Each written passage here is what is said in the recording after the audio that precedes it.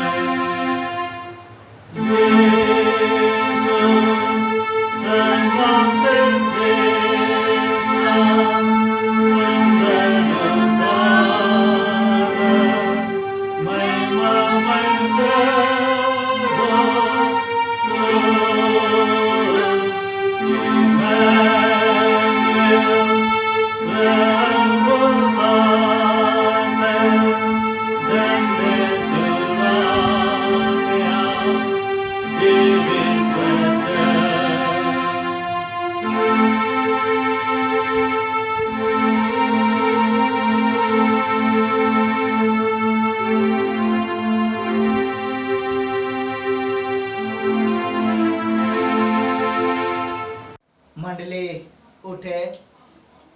इस समय हम सभी आह्वान वचन पढ़ेंगे।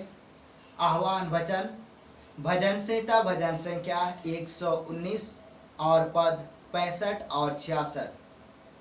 भजन संहिता भजन संख्या 119 पद 65 और 66। यहाँ पर परमेश्वर का जीवित वचन यूं लिखा हुआ है। हे यहोवा, तूने अपने वचन के अनुसार अपने दास के संग भलाई की है। मुझे भाली भांति विवेक शक्ति और ज्ञान दे, क्योंकि मैंने तेरे आज्ञाओं का विश्वास किया है। यहाँ तक आमीन। आइए इसमें प्रार्थना करें। हे सर्वशक्तिमान सृजनहार ईश्वर दयालु पिता, आज धन्यवाद देते हैं क्योंकि तूने हमारे जीवन के लिए एक नई दिन को जोड़ा है, नया अवसर को जोड़ा है। हाँ प्रभु जी, और आज हम सभी तेरे पवित्र आराधनालय में उपस्थित है। हाँ, हम सब तेरे हाथों में सौंपे जाते हैं और आप ही यहोवा परमेश्वर कर हम सभी को नियंत्रण कर, ताकि हम तेरी आराधना आत्मा और सच्चाई से करते हुए तुझे महिमा स्तुति और धन्यवाद देने पाए। विनती उद्धार करता प्रभु यीशु के नाम से, आमीन। मंडली बैठे। आराधना के लगातार में गीत गाएंगे साक्षी वाणी से। साक्षी वाणी गीत संख्या 11। परमेश्वर कौन और कैसा है, कौन उसका जानने हार। वह ना मनुष्य के ऐसा है, वह आत्मा है अपार।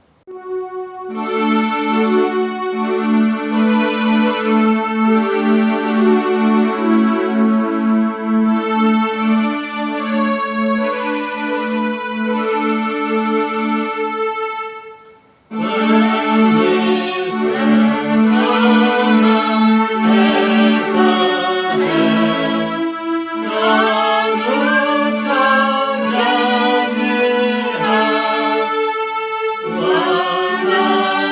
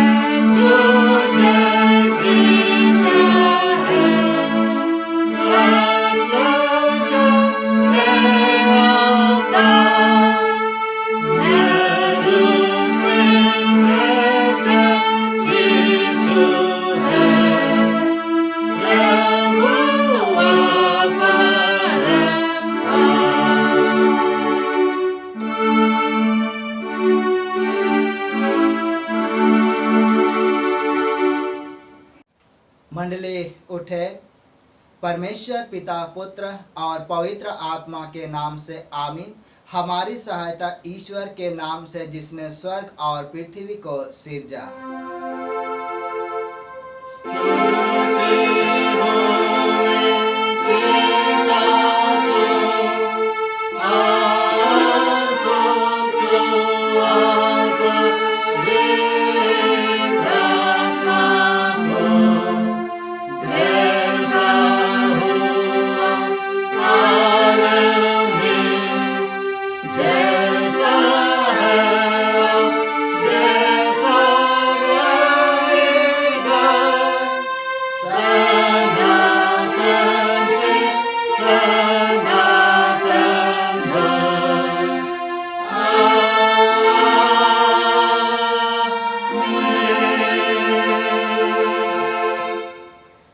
हम ईश्वर के सामने अपने पापों को दीनता से मान ले।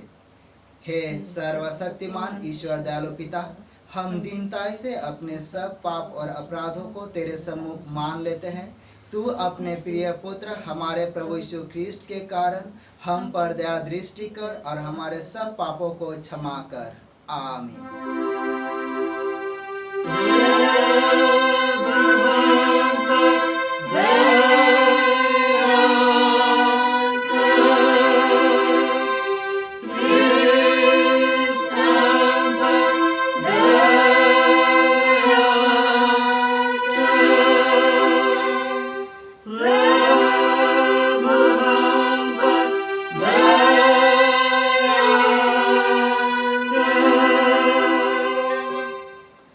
शांति वचन सुने। प्रभु परमेश्वर यूं कहता है, मेरे जीवन की सौगंध, मैं दुष्टों की मृत्यु से प्रसन्न नहीं, परंतु दुष्ट अपने चाल से फिरे और जीवित रहे। यह एस्केल 33:11। आमीन।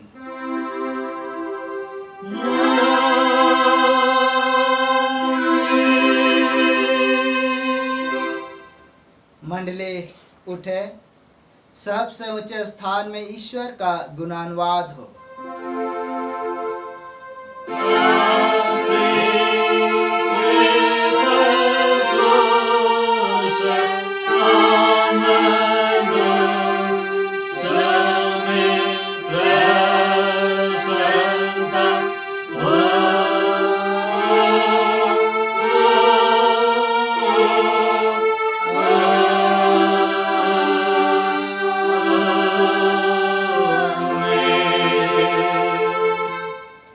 प्रभु आप सबों के संग होए।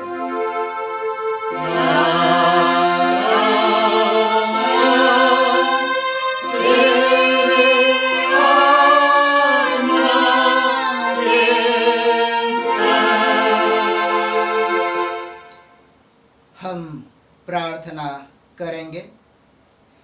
हे प्रभु प्रिय स्वर्गवासी पिता, हम तेरा धन्यवाद करते हैं कि तू अपनी कृपा से हमारा विनाश नहीं चाहता है, परंतु कि हम अपना मन तेरी ओर फिराए और बच जाए। हम तेरी विनती करते हैं, अपना पवित्र आत्मा हमको दे कि वह प्रतिदिन हमारे मनों में सच्चा पश्चाताप उत्पन्न करे, हमारे हृदयों में पाप क्षमा और अनंत जीवन की लालसा जन्मे, और तेरी अपार कृपा को विश्वास में ग्रहण करने और उसमें स्थिर रहने के लिए हमको सामर्थ दे। हर प्रकार की परीक्षा में हमको संभाल कि जिससे अनुग्रह के द्वारा अंत में परम सुखी हो जाए, हमारे प्रभु यीशु ख्रीस्ट के कारण। आमीन।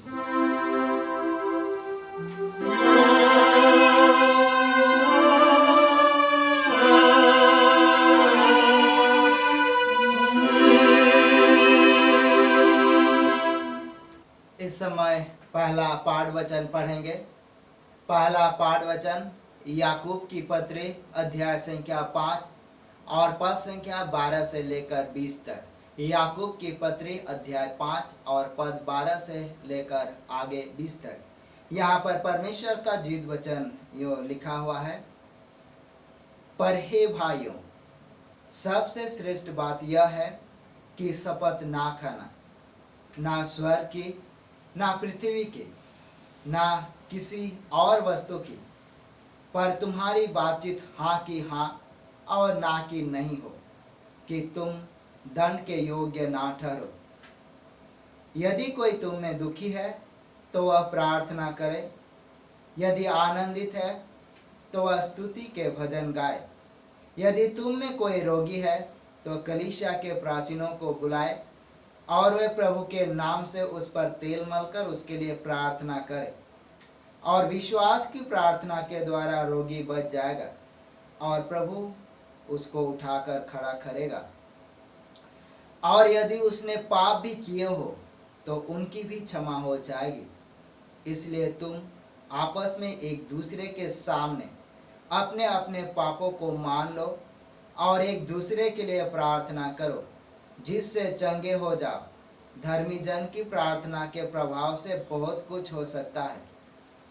एलिया भी तो हमारे समान दुख सुख भोगी मनुष्य था, और उसने गिड़गिड़ाकर प्रार्थना की कि मेघ ना बरसे, और 3.5 वर्ष तक भूमि पर मेघ नहीं बरसा। फिर उसने प्रार्थना की तो आकाश से वर्षा हुई और भूमि फलवंत हुई। हे मेरे भाइयों, यदि तुम में से कोई सत्य के मार्ग से भटक जाए और कोई उसको फेर लाए, तो वह यह जान ले कि जो कोई किसी भटके हुए पापी को फेर लाएगा, वह एक प्राण को मृत्यु से बचाएगा और अनेक पापों पर पर्दा डालेगा। यहाँ तक आमीन। तेरा धन्यवाद हो हे कृष्ण यीशु। हालेलुया।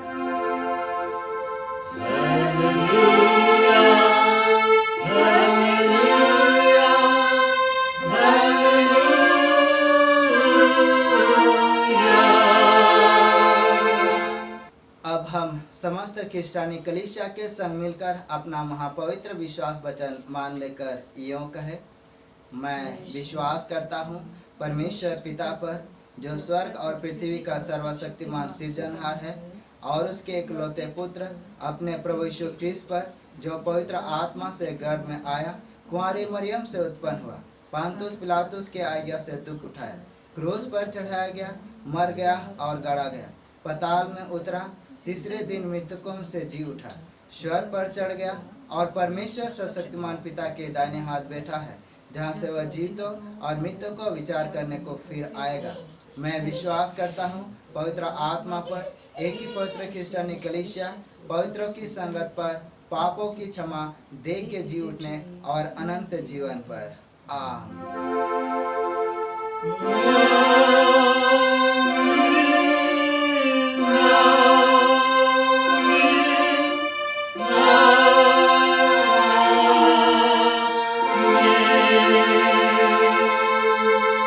मंडली बैठे।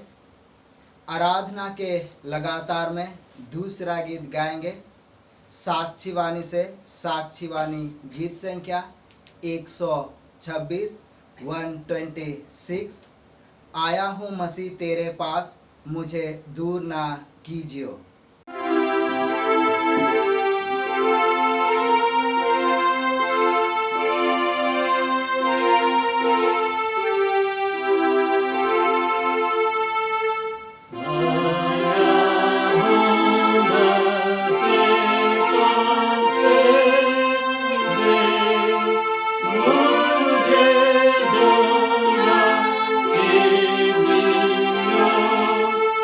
Hallelujah.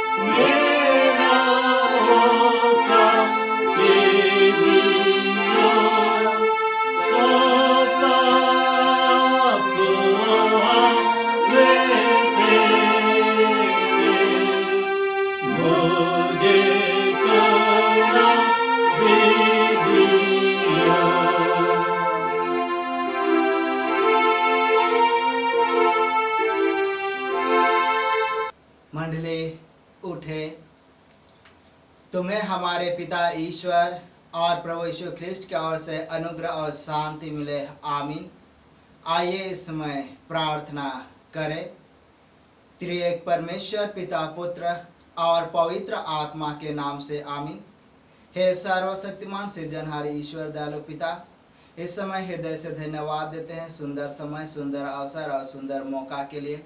हाँ पिता परमेश्वर, आज भी तूने अपने पवित्र ऑनलाइन आराधना में शामिल होने का अवसर दिया है और इस वक्त पिता परमेश्वर तेरे पवित्र वचन में से कुछ हम सभी के बीच में रखना चाहते हैं, ताकि यह वचन हमारे जीवन के लिए अधिकार से आशीष और अनुग्रह साबित होने पाए और उसके तहत पिता परमेश्वर हम सभी जीवन में आगे बढ़ने पाए।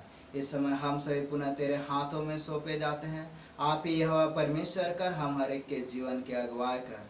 विनती उद्धार करता प्रभु यीशु के पवित्र नाम से मांगते हैं, दया से सुन, अनुग्रह से ग्रहण कर। आमीन। और इस समय उपदेश वचन पढ़ेंगे मत्ती रचित सुसमाचार से। मत्ती रचित सुसमाचार अध्याय संख्या 9 और पद संख्या 1 से लेकर आगे 8 तक।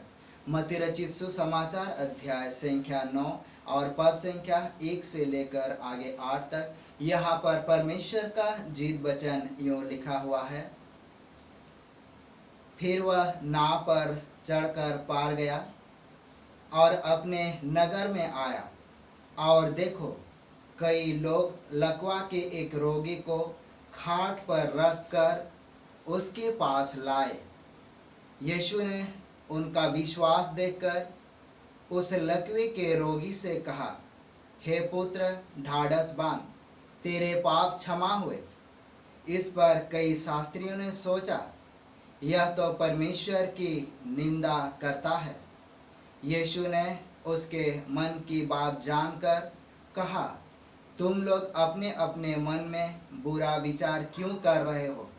सहज क्या है, यह कहना तेरे पाप क्षमा हुए, या यह कहना उठ और चल फिर? परंतु इसलिए कि तुम जान लो कि मनुष्य के पुत्र को पृथ्वी पर पाप क्षमा करने का अधिकार है। तब उसने लकवे के रोगी से कहा, उठ, अपनी खाट उठा और अपने घर चला जा। वह उठकर अपने घर चला गया। लोग यह देखकर डर गए और परमेश्वर की महिमा करने लगे, जिसने मनुष्य को ऐसा अधिकार दिया है। यहाँ तक आमीन।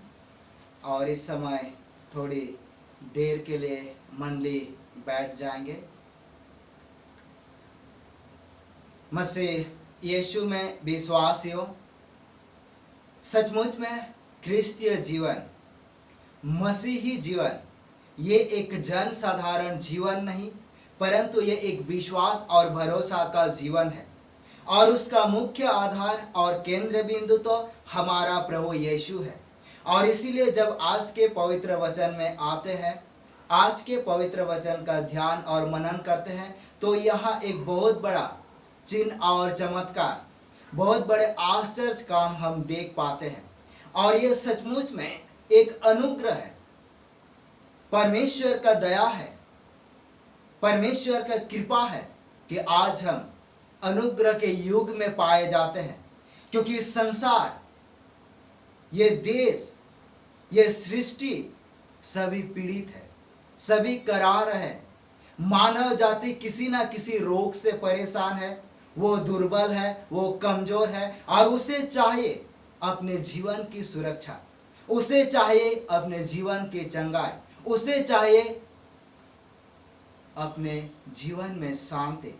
और इसीलिए जब आज हम आज के पवित्र वचन में आते हैं, जहाँ पर हम मत्ती रचित सुसमाचार अध्याय संख्या 9 और पद संख्या 1 से लेकर 8 तक में पढ़ा, वहाँ का जो मुख्य विषय वस्तु है वो है लकवे के रोगी को चंगा करना, लकवे के रोगी को चंगा करना।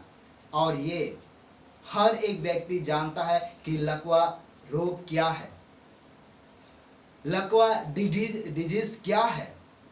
और इससे जो व्यक्ति ग्रसित होता है वो अपने आप में चल फिर नहीं सकता।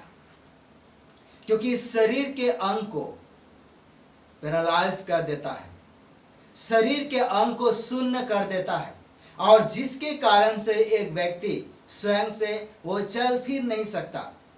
परंतु जब आज के वचन में देखते हैं विश्वास, इस वचन में देखते हैं कि विश्वास, यहाँ एक लकवे के रोगी यीशु के पास लाया जाता है, यीशु के निकट लाया जाता, और ये स्थिति साधारण नहीं थी, क्योंकि हम यीशु के काल और यीशु के जीवन की जब भी बातचीत करें, जब भी हम पवित्र शास्त्र पढ़ें, तो वहाँ बहुत बड़े हमें एक क्लू मिलेगा। अगर हम उसे अधिक पढ़ना चाहेंगे तो पढ़ सकते हैं। अगर लूका रचित सुसमाचार अध्याय संख्या 5, लूका रचित सुसमाचार अध्याय संख्या 5, और यहाँ पर जब हम पढ़ेंगे यही वचन को फिर से यहाँ लिखा गया है, तो इसको जब हम पढ़ेंगे तो यहाँ पर वचन में यूँ लिखा हुआ, जिसको अगर हम लोग 17 से आगे पढ़ेंगे तो स्पष्ट रीति से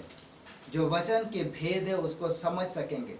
यहाँ पर पवित्र वचन लिखता है, लूका रचित सुसमाचार अध्याय संख्या 5 और पद संख्या 17 से आगे यहाँ वचन यूँ कहता है, एक दिन ऐसा हुआ कि वह उपदेश दे रहा था और फरीसी और व्यवस्थापक वहाँ बैठे हुए थे, जो गलील और यहूदिया के हर एक गांव से और यरूशलेम से आए थे, और चंगा करने के लिए प्रभु की सामर्थ उसके साथ थी।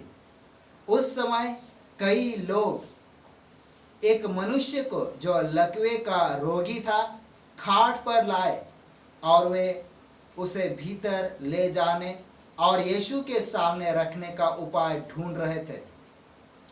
पर जब भीड़ के कारण उसे भीतर ना ले जा सके, तो उन्होंने छत पर चढ़कर और खपरेल हटाकर उसे खाट समेत बीच में यीशु के सामने उतार दिया। और यह परमेश्वर का जीवित वचन है। इस वचन में हम देखते हैं कि यीशु एक बड़ा भीड़ से घिरा हुआ है, और यहाँ उससे बढ़कर हम देखते हैं कि एक लकवे के रोगी को खाट पर लाया जाता है। लकवा का जो रोगी है वह स्वयं चलकर नहीं आ रहे हैं, उनके जो मित्र है, उनके जो प्रियजन है, उनके जो रिश्तेदार है, वो खाट पर उठाकर ला रहे हैं। और जब उनसे खाट पर उठाकर लाया जाता है तो वो यीशु के सामने रख नहीं पाए। क्यों नहीं रख पाए? क्योंकि उसके पास बहुत सारी भीड़ थी, और भीड़ के कारण वो यीशु के सामने नहीं रख पाए। परंतु हम उसके विश्वास को देखते हैं, यहाँ विश्वास को देखते हैं। उन्होंने क्या किया? छत पर चढ़कर, जो 4 लोगों में से एक छत पर चढ़ा और उन्हें छत का खपरेल को हटाया, और वहां से उस लकवे के रोगी को यीशु के सामने रखा। और सचमुच में ये मेहनत है, ये विश्वास है, और इस विश्वास को हम उन 4 लोगों के जीवन में, यानी यीशु के मित्र के जीवन के लिए हम देख सकते हैं। यानी हम उस लकवे के रोगी के जीवन को, जो 4 लोग थे जो खाट पर उठाकर लाए थे, उनके हम विश्वास और भरोसा को देखते हैं। और ये इसलिए होता क्योंकि उनका विश्वास था। परंतु जब यहाँ पर उसको खाट से नीचे रखा जाता है, वहां पर हम देखेंगे कि यीशु ने लकवे के रोगी को चंगा करने से पहले उस लकवे के रोगी से कहा, तेरे पाप क्षमा हुए, तेरे पाप क्षमा हुए। उसने ये नहीं कहा कि ये लकवा का रोगी लाया गया और उसे क्षमा दान या चंगाई दिया जाए, परंतु उसने कहा तेरे पाप क्षमा हुए। और जबकि इस विषय वस्तु पर फरीसी और शास्त्री लोग भी भड़क उठे थे, और वो सोच रहे थे कि परमेश्वर की निंदा कर रहा है। परंतु हमारे जीवन के लिए, या आपके जीवन के लिए, या कलीसिया जीवन के लिए यह सोचने का विषय है, एक लकवा से ग्रसित लोगों को उसके पाप से क्षमा किया जा रहा है। और ये क्यों किया जा रहा है? यह इसलिए किया जा रहा है क्योंकि यहूदी विश्वास और यहूदी लोगों का कहावत है, यदि कोई व्यक्ति दुख भोग रहा है तो निश्चय उसने पाप किया है और इस कारण से वो दुख भोग रहा है। और जनरली हम भारतीय परिवेश में भी देख सकते हैं, अगर कोई व्यक्ति पीड़ित है, कोई व्यक्ति दुख भोग रहा है, कोई व्यक्ति बीमार है, कोई व्यक्ति तकलीफ में है, तो लोग अक्सर सोचते हैं कि जरूर उसने पाप किया था, जरूर उसने गुनाह किया था और जिसके कारण से वो दुख भोग रहा था। और ये बिल्कुल ऐसी ही परिस्थिति आज के पवित्र वचन में भी देखते हैं।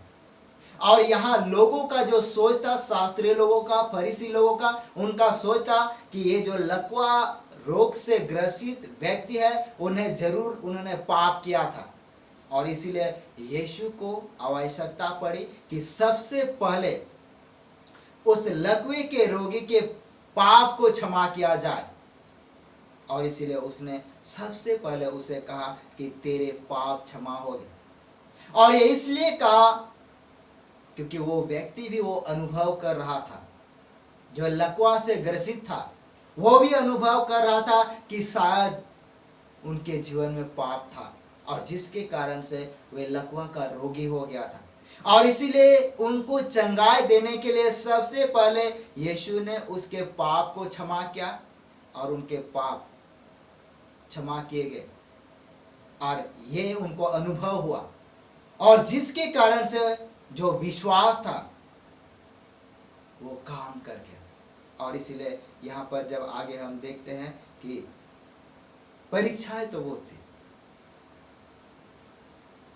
लोगों ने आश्चर्य किया, उसके साथ साथ कई लोगों ने प्रश्न भी पूछा अपने मन में, जिसको यीशु जान लेता है और वो उसके बातों को ध्यान देता है और उन्हें उत्तर भी देता है। परंतु उन सबसे बढ़कर एक रोगी को चंगा करना, जो लकवा से ग्रसित है, उसे कहना चल उठो और अपने घर को चला जा, यह सचमुच में कितना आनंद का विषय है, कितना सामर्थ का विषय है। और इस पर लोगों ने महिमा भी किया था, बढ़ चढ़कर उसने हिस्सा लिया। परंतु हम आगे जब देखें कि विश्वास, यहाँ पर लकवे के रोगी को चंगा किया गया, ये एक साधारण सी बात है।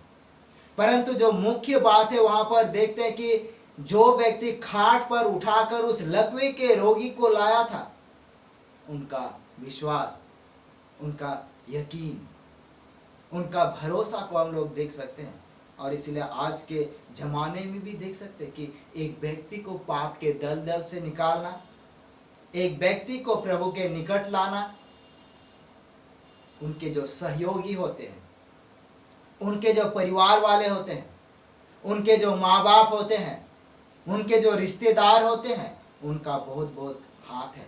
और इसलिए मैं भी यही अपील करना चाहता हूँ, अगर कोई व्यक्ति कलीसिया से दूर है, प्रभु से दूर है, तो उसे हम लाए, जो संगति से दूर है उसको हम लाए। यहाँ पर जिस प्रकार एक लकवे व्यक्ति को खाट पर उठाकर लाया गया, और ये सचमुच में एक आश्चर्य का विषय है। परंतु हम अब जब आगे देखते हैं, आगे जब हम देख रहे हैं कि प्रभु प्रार्थना करता है उन लकवे के लिए, और प्रार्थना हमारे जीवन में कितना सामर्थ है, प्रार्थना में ताकत है। और जब हम प्रार्थना करते हैं या हमारे लिए प्रार्थना किया जाता है तो परमेश्वर सुनता है, जिसको आज के पवित्र पाठ वचन में भी इन्होंने हम सभी ने पढ़ा। अगर जिसको हम पढ़ सकते हैं, याकूब की पत्री अध्याय संख्या 5 और पद संख्या 12 से लेकर आगे 20 तक। प्रार्थना में वो बल है, प्रार्थना में वो सामर्थ है, और प्रार्थना के द्वारा क्षमा भी मिलता है, जिसको अगर हम पढ़ेंगे तो यहाँ परमेश्वर का जीवित वचन यूँ कहता है। वचन याकूब की पत्री अध्याय संख्या 5 और पद संख्या 13 से आगे यहाँ वचन यूँ लिखा है, यदि तुम में कोई दुखी है तो वह प्रार्थना करे, यदि आनंदित है तो वह स्तुति के भजन गाए, यदि तुम में कोई रोगी है तो कलीसिया के प्राचीनों को बुलाए और वह प्रभु के नाम से उस पर तेल मलकर उसके लिए प्रार्थना करे, और विश्वास की प्रार्थना के द्वारा रोगी बच जाएगा और प्रभु उसको उठाकर खड़ा करेगा। और यदि उसने पाप भी किए हो तो उनकी भी क्षमा हो जाएगी। इसलिए तुम आपस में एक दूसरे के सामने अपने अपने पापों को मान लो और एक दूसरे के लिए प्रार्थना करो, जिससे तुम चंगे हो जाओ। धर्मी जन की प्रार्थना के प्रभाव से बहुत कुछ हो सकता है और ये परमेश्वर का जीवित वचन है। सामत धार्मिक जन की प्रार्थना, एक दूसरे की प्रार्थना कितना सामर्थवन है। और यहाँ पर हम लोग देखते हैं कि उनके पाप क्षमा किए गए। यहाँ भी इस वचन में भी देखते हैं कि अगर उसने पाप भी किया हो तो उनके पाप क्षमा किए जाएंगे। क्योंकि अगर हम आगे जब यूहन्ना रचित सुसमाचार अध्याय संख्या 20 से लेकर आगे जब हम पढ़ेंगे तो वहाँ पर भी हम देख सकते हैं। यूहन्ना रचित सुसमाचार अध्याय संख्या 20 और पद संख्या 22 में वहाँ पर पाप क्षमा करने का अधिकार पुरोहित को दिया गया, सेवक को दिया गया, यीशु के अनुयायी को दिया गया। जिसको अगर हम पढ़ेंगे तो यहाँ यूहन्ना रचित सुसमाचार 20 अध्याय संख्या 20 और पद संख्या 22 से आगे यहाँ वचन यूँ कहता है, यह कहकर उसने उन पर फूंका और उनसे कहा, पवित्र आत्मा लो, जिनके पाप तुम क्षमा करो वह उनके लिए क्षमा किए गए हैं, जिनके तुम रखो वे रखे गए हैं। और यह परमेश्वर का जीवित वचन है। और इसीलिए प्रार्थना करना, पाप क्षमा करना अनंत जीवन है।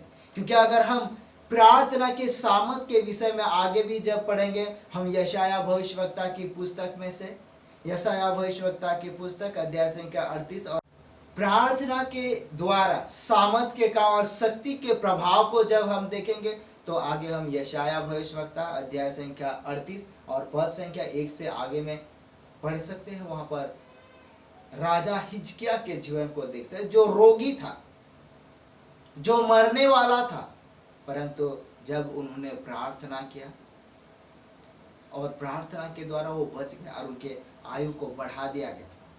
और यही वचन को जब हम दूसरे राजा उसका 20 का 1 से आगे पढ़ेंगे, बिल्कुल यही पाएंगे। साथ ही साथ जब हम दानियल नबी की पुस्तक में पढ़ेंगे, दानियल ने जब प्रार्थना किया तो सिंह के मुंह को बंद कर दिया गया। और ये तो सचमुच में प्रार्थना का सामर्थ है। और इसलिए जब वचन में आगे पढ़ेंगे तो और भी ऐसे विषय वस्तु जो पवित्र बाइबल में लिखा है और हम पढ़ेंगे प्रार्थना का सामर्थ। और ये सचमुच में अनुग्रह का विषय है। और इसीलिए हम सब प्रार्थना करें, हम सब प्रभु के निकट आए, ईश्वर पर भरोसा करें तो हमारे जीवन को कल्याण और आशीष से परिपूर्ण करेगा। जब आप पहला पाठ वचन में देखते कि एलिया एक आम मनुष्य था, दुख सुख भोगी मनुष्य था, परंतु जब उसने प्रार्थना किया तो यहाँ वचन में हम लोग देख सकते हैं कि 3.5 वर्ष तक भूमि पर मेघ नहीं बरसा। पर जब उसने फिर प्रार्थना किया तो वर्षा हुई आकाश से और पृथ्वी फलवंत हुई। तो इस अगर हम लोग आगे जब बढ़ेंगे तो इन सारे वचनों के द्वारा अपने विश्वास को बढ़ा सकते हैं। जिसको अगर हम इस वचन को पढ़ेंगे तो पढ़ सकते हैं पहला राजा उसका 17 अध्याय और 1 से लेकर आगे, या तो हम लोग पहला राजा 18 अध्याय में भी इन वचन को पढ़ सकते हैं। तो निश्चय आज हमने विश्वास के विषय, पाप क्षमा के विषय और चंगाई के विषय और प्रार्थना के सामर्थ के विषय में सीखा है। तो निश्चय आज का यह वचन हम हर एक के जीवन के लिए फलवंत होगा। और हम भी अगर दुख और कष्ट में हैं तो हम भी यीशु के पास आए, वो हमें चंगाई देगा। तो निश्चय इस पवित्र वचन के माध्यम से हम हर एक के जीवन को आशीषित करें। आमीन। आइए इसमें प्रार्थना करें। हे सर्वशक्तिमान ईश्वर दयालु पिता, इस समय हृदय से धन्यवाद देते हैं क्योंकि तू आज हमारे साथ है और तूने हमारे जीवन की अगुवाई किया है। हाँ पिता परमेश्वर, इस समय आज के वचन को तेरे हाथ में सौंप देते हैं। हाँ पिता, आप ही ने सामर्थवान बना और यह वचन सचमुच में हम हर एक के जीवन के लिए अगुवाई का विषय वस्तु होने पाए। और प्रभु जी, इस वचन के साथ साथ हमारे सारे दुर्बलताओं को दूर कर ताकि पिता परमेश्वर यह वचन हमारे जीवन में अधिकार से बसने पाए। विनती उद्धार करता प्रभु यीशु के नाम से मांगते हैं, दया से सुन और अनुग्रह से ग्रहण कर। आमीन। और ईश्वर की शांति जो समस्त ज्ञान से ऊर्ध्व है, ख्रीष्ट यीशु में प्रत्येक के हृदय और मन की रक्षा करे अब से सनातन लोग। आमीन। आज का मंडली पुकार जो शादी पुकार है, यहाँ पर पहला कोकर कोरहाटोली रांची हल मुकाम पाल बगान मिहिजाम के स्वर्गीय विलियम शमसेन तिर्की एवं श्रीमती निमन राशि तिर्की का सुपुत्र ख्रिस्त अनुभव तिर्की कुमार का वचनदत्त दिनांक 8 फरवरी 2020 को बिरसा नगर कोर्ट कंपाउंड लोहरदगा के श्री लालेश कुजूर एवं श्रीमती मार्गरेट कुजूर की सुपुत्री ख्रिस्ट लीना कुजूर के संग संपन्न हुआ। आज इसका तीसरा और आखिरी पुकार है। इस जोड़े के शादी के संबंध में किसी प्रकार की रोक टोक की बातें हो तो पुकार पूरा होने से पूर्व कहा जाए, अन्यथा सदा के लिए चुप रहे। आराधना के लगातार में तीसरी गीत गाएंगे साक्षी वाणी से। साक्षी वाणी गीत संख्या 119। साक्षी वाणी गीत संख्या 119। आओ सब पापी लोग हुए जो नरक योग, आओ निडर।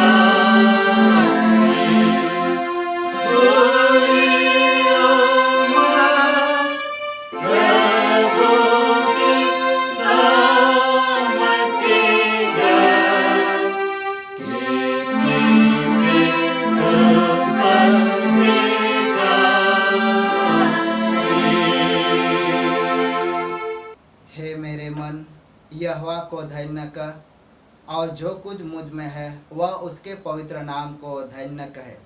हे मेरे मन यहोवा को धन्य कह, और उसके किसी उपकार को ना भूलना। वही तो तेरे सब अधर्म को क्षमा करता है और तेरे सब रोगों को चंगा करता है। आमीन।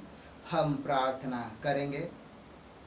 हे सर्वशक्तिमान सेनाओं के यहोवा जीवित पिता परमेश्वर, इस समय धन्यवाद देते हैं क्योंकि तूने दिन भर के जीवन में और सप्ताह भर के जीवन में संभाला और आज के इस पवित्र ऑनलाइन आराधना में शामिल होने का मौका और अवसर दिया। हाँ पिता परमेश्वर, सप्ताह भर के जीवन में तूने ख्रिस्त विश्वासी परिवार के जीवन में, घराने के जीवन में, व्यक्तिगत जीवन में जो कुछ भी तूने भलाई के कामों को किया, आशीष और अनुग्रह के कामों को किया, हाँ प्रभु जी, उस निमित्त सारे तुझे हृदय से धन्यवाद देना चाहते हैं। और आप ही यहोवा परमेश्वर कर प्रत्येक के धन्यवादी मन हृदय को ग्रहण कर। साथ ही साथ प्रभु जी, तू प्रत्येक के साथ होकर प्रत्येक के जीवन के अगुवाई कीजिए, जो तुझ में विश्वास करते हैं, भरोसा करते हैं और तेरे वचन के अनुसार अपने जीवन में आगे बढ़ना चाहते हैं। हाँ प्रभु जी, तू उन सभी के साथ भी हो लीजिए।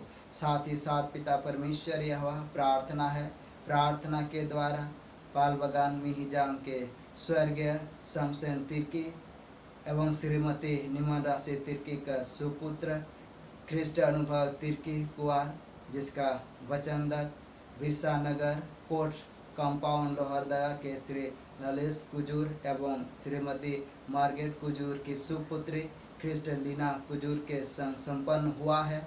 हाँ प्रभु जी, और तू उस समय से लेकर अब तक उन दोनों के जीवन को संभाला है।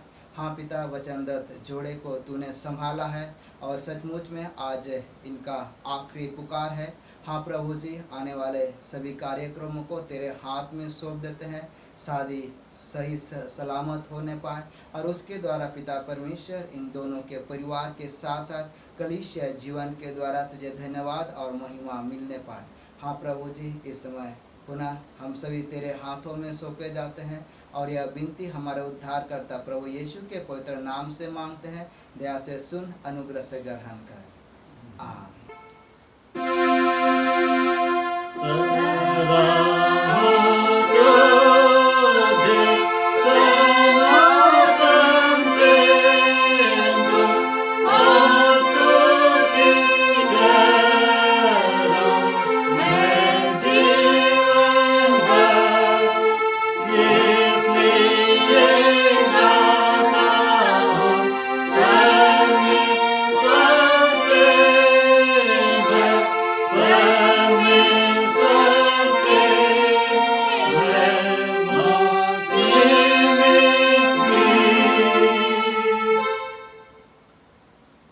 हम प्रार्थना करेंगे।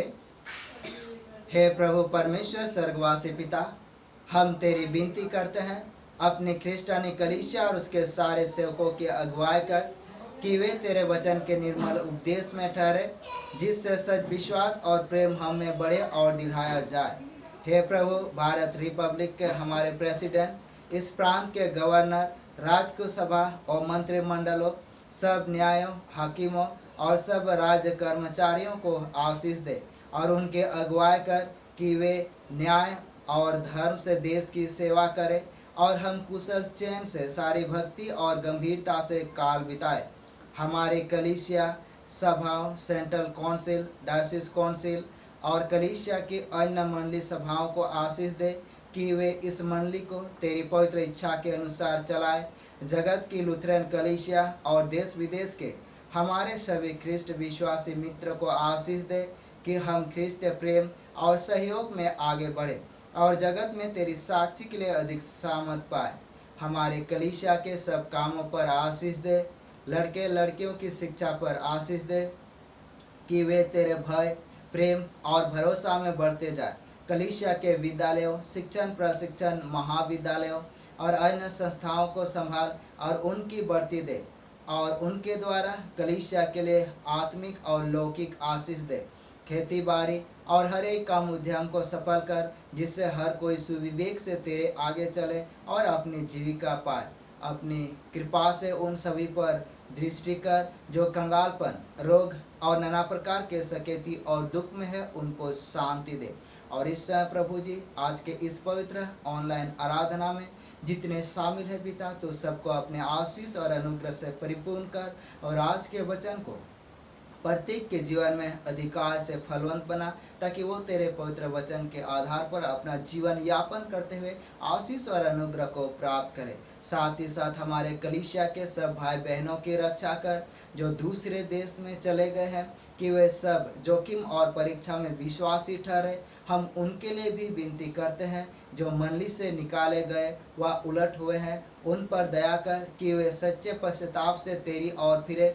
सब मनुष्य का त्राणी ठहर और उन पर जो अंधियारे में बैठे हैं मुक्ति का उजाला प्रकाश कर। हमको अपश्चातापी मृत्यु से बचा और अंत में अपने प्रिय पुत्र हमारे प्रभु यीशु ख्रिस्ट के द्वारा स्वर्ग राज में ग्रहण कर। आमीन। हम प्रभु की प्रार्थना से प्रार्थना करेंगे। हे हमारे पिता, तू जो स्वर्ग में है, तेरा नाम पवित्र किया जाए, तेरा राज आए, तेरी इच्छा जैसे स्वर्ग में से पृथ्वी पर हो। हमारे प्रतिदिन की रोटी आज हमको दे और हमारे अपराधों को क्षमा कर, जैसे हमने अपने अपराधियों को क्षमा करते हैं। और हमको परीक्षा मत डाल, परंतु बुराई से छुड़ा, क्योंकि राज और पराक्रम और महात्म सदा तेरी ही है। आमीन।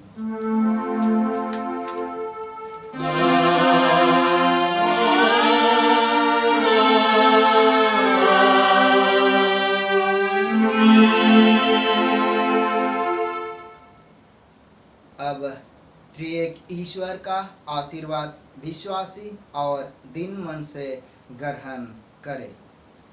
परमेश्वर तुझे आशीष दे और तेरी रक्षा करे। परमेश्वर अपना मुंह तुझ पर प्रकाश करे और तुझ पर अनुग्रह करे। परमेश्वर अपना मुंह तुझ पर प्रकाश करे और तुझे कुशल देवे। आमीन।